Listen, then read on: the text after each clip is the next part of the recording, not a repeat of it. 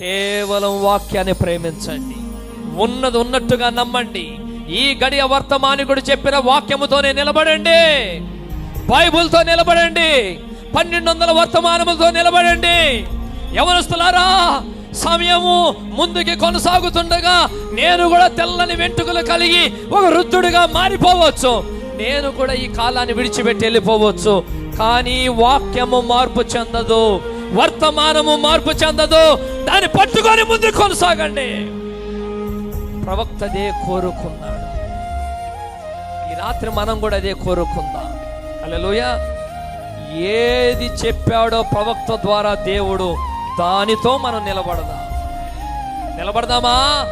మనం శాఖగా మార్చబడకూడదు, సమస్తగా మార్చబడకూడదు, వాక్యములో నుండి తీసేయకూడదు, కలపకూడదు.